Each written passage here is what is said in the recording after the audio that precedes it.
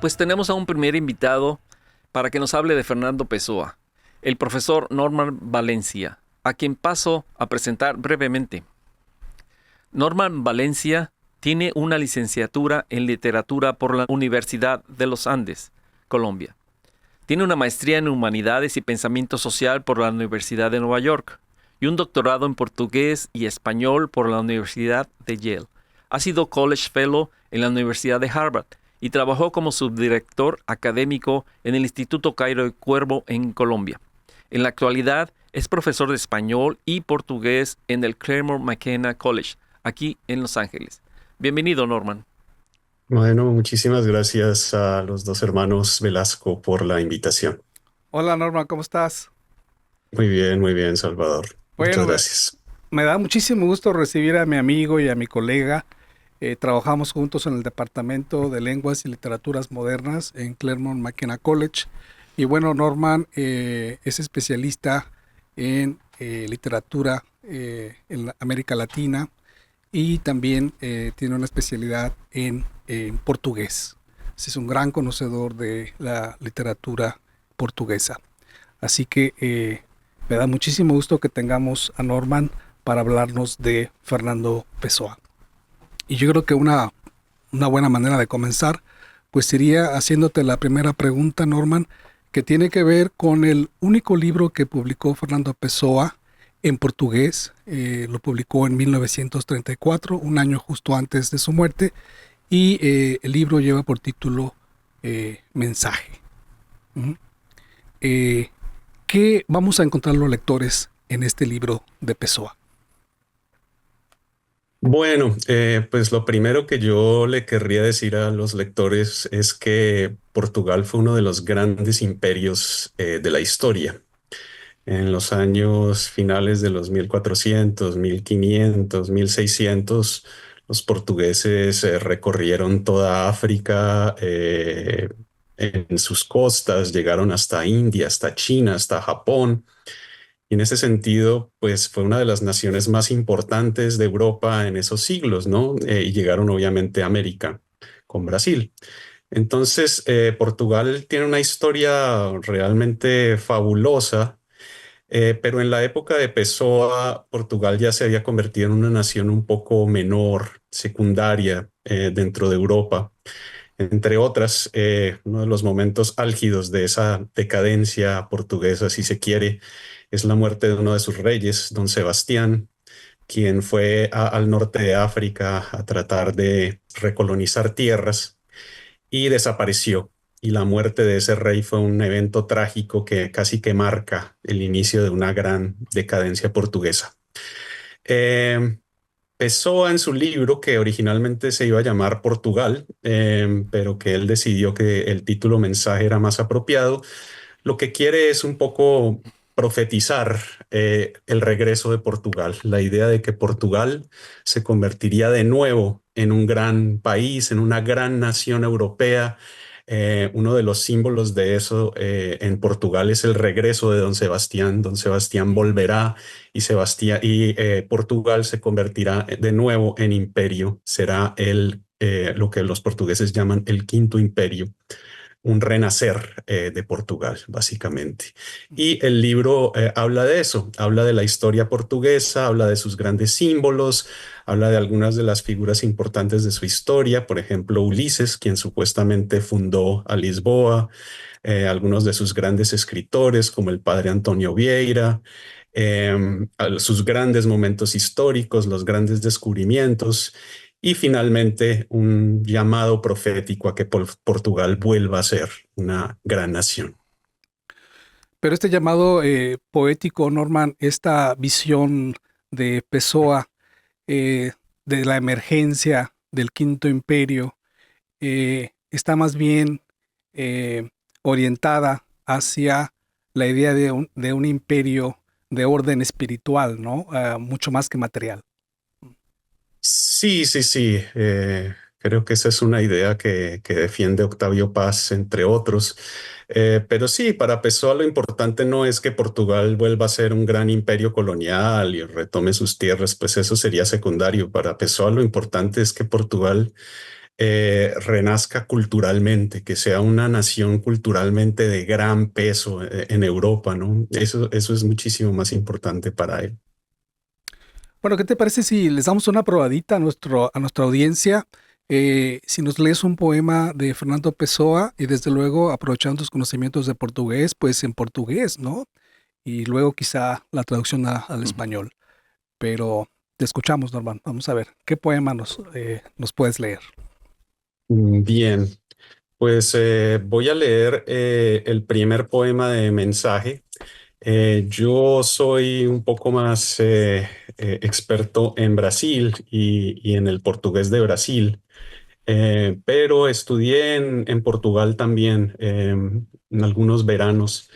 Entonces voy a leer este poema un poco con una aproximación al acento de Portugal y después les voy a leer una traducción que yo hice. Yo también he trabajado en traducción literaria y de poesía, eh, así que será mi traducción. Es el primer poema del libro que se llama El de los Castillos o dos Castelos.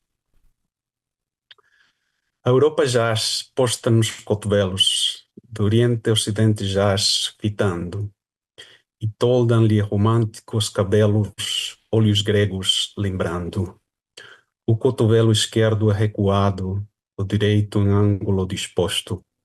Aquele diz Itália, onde é pousado, este diz Inglaterra, onde é afastado, a mão sustenta em que se apoia o rosto.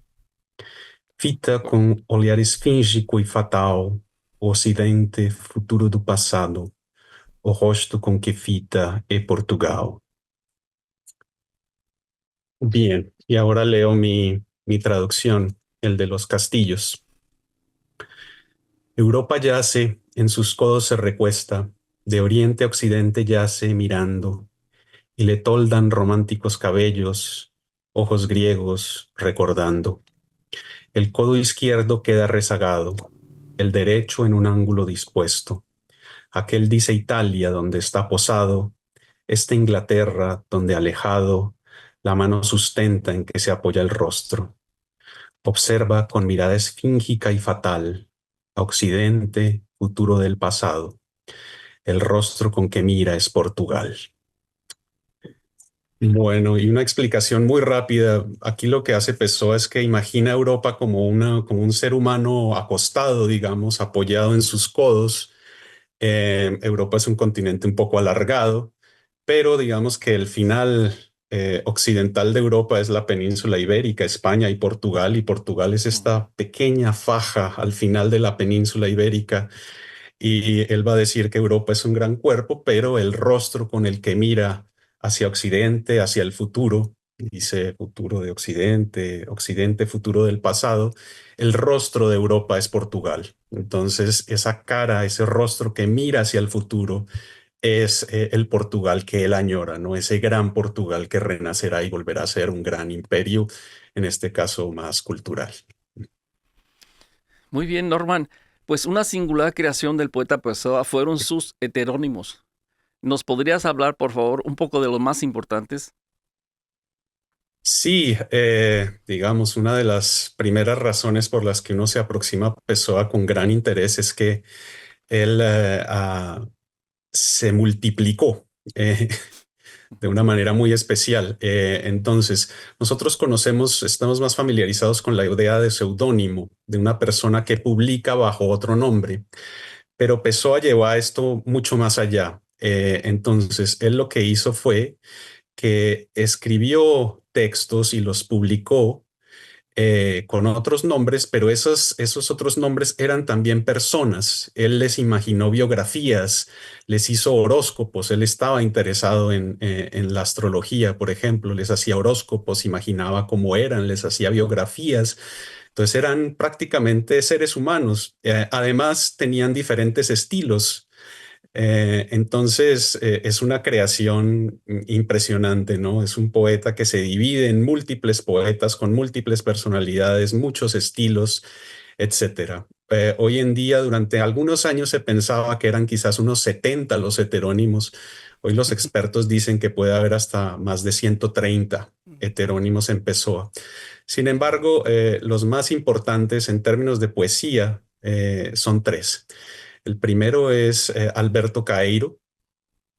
Alberto Caeiro es el maestro de todos los heterónimos.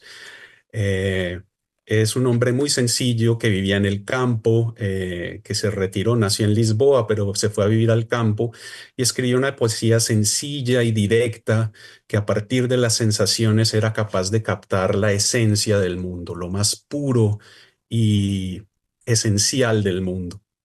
Eh, Su poesía dice cosas como el río es el río, no es lo que tú piensas del río, no es lo que te imaginas, no son las... El río es el río, el viento es el viento.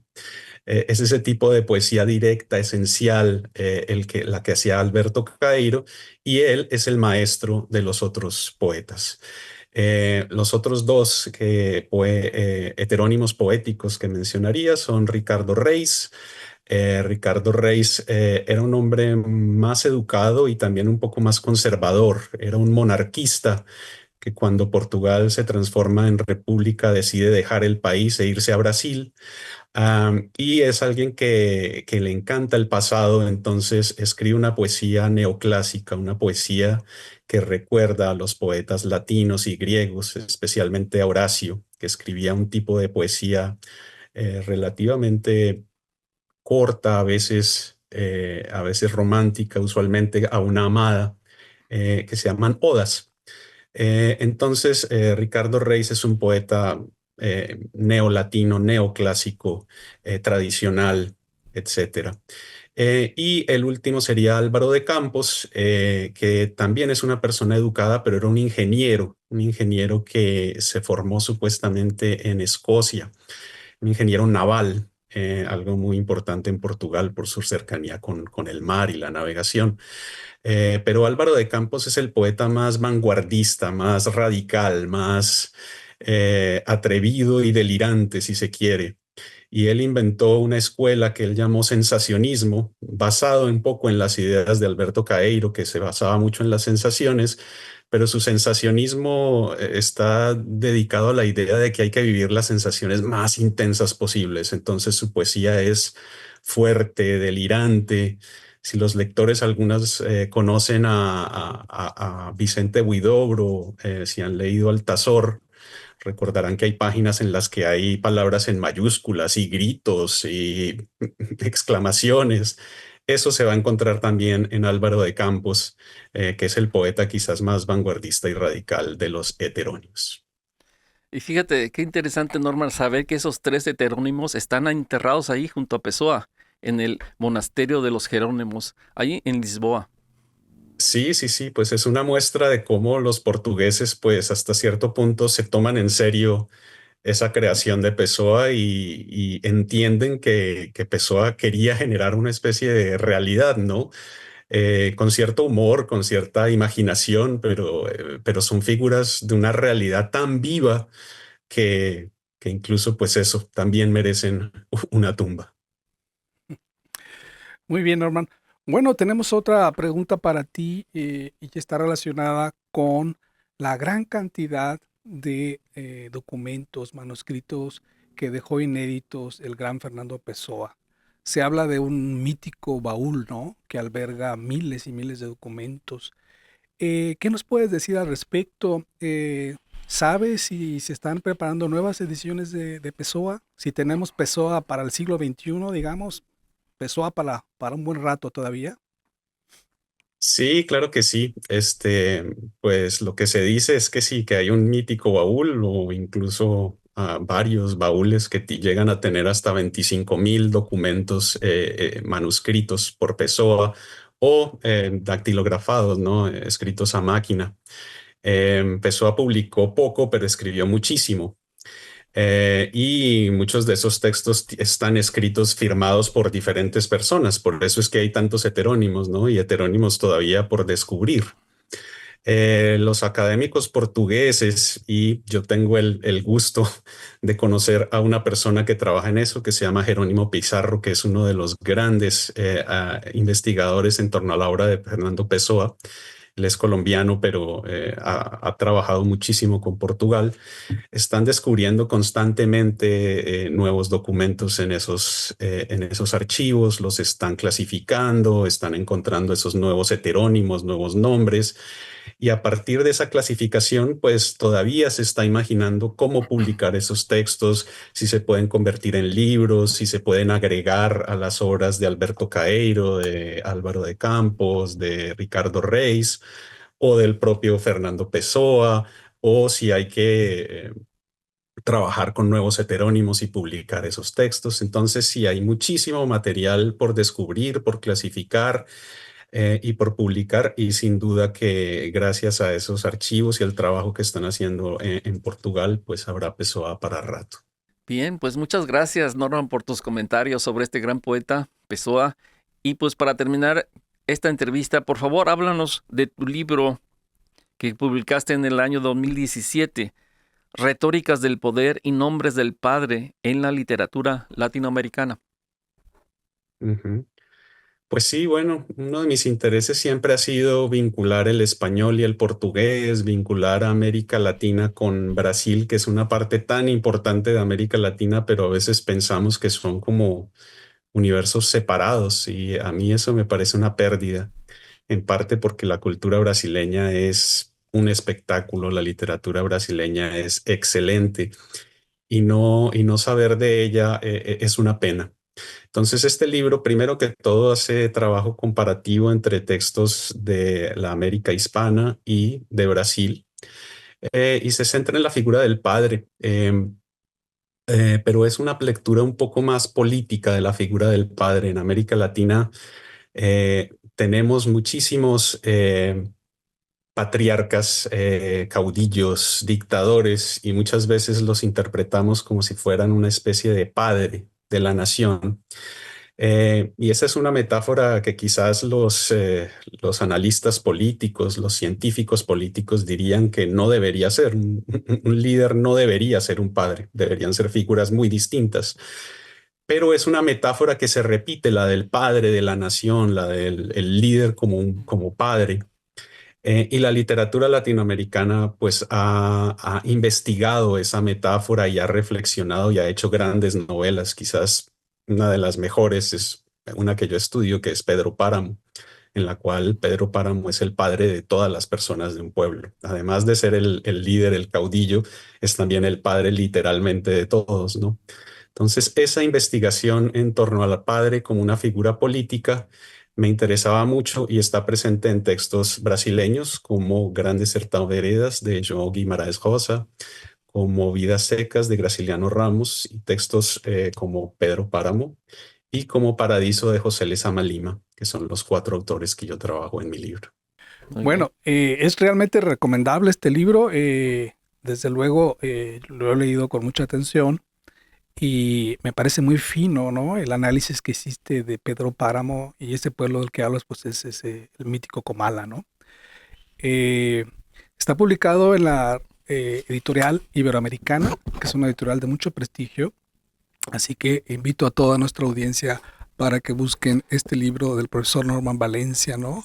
Mi amigo, mi colega en Claremont McKenna College, a quien les doy las gracias de corazón, ¿no? Por haber estado con nosotros y iluminarnos realmente, ¿no? Sobre la poesía de Fernando Pessoa. Muchas gracias, Bueno. Norman.